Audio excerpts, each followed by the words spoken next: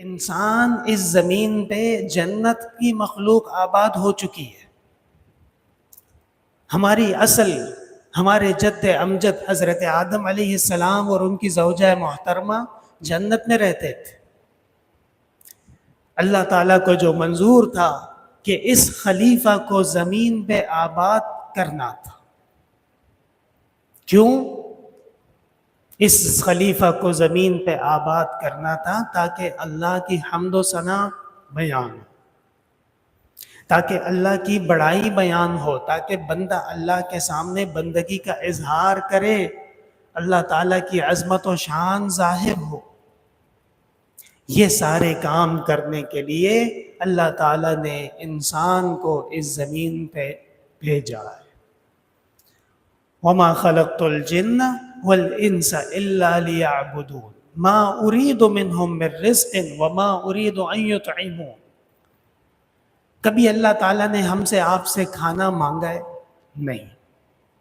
کبھی اللہ تعالیٰ نے فرمایا کہ فلاں چیز میری ہے مجھے دے دو؟ نہیں.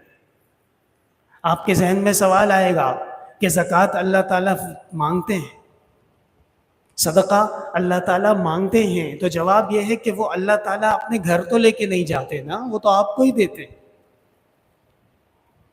حضرت جبرائیل امین نے جناب رسول اللہ صلی اللہ علیہ وسلم کو جو ایمانیات بیان فرمائی ہیں اس میں اصول ہے.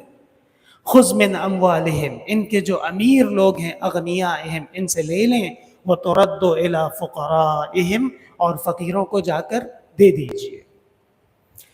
اس کی مثال ایسے سمجھو جیسے ایک بہت بڑا بادشاہ ہے، حاکم ہے، امیر آدمی ہے، اور اس کے خدمت میں ایک بہت ہی فقیر ایک چرواہا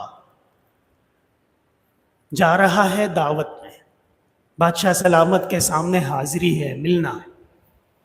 اب چرواہے کی کیا حیثیت ہے؟ کچھ بھی نہیں، لیکن بادشاہ کے لیے تحفہ دینا ہے، گفٹ دینا ہے.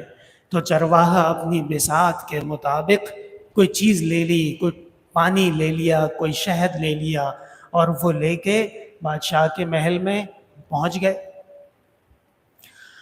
بادشاہ نے وہ ہدیہ قبول بھی کر لیا اور ساتھ میں یہ بھی کہہ دیا کہ مجھے تو اس چیز کی ضرورت نہیں ہے، آپ کو اس کی ضرورت ہے، آپ کے ساتھیوں کو اس کی ضرورت ہے.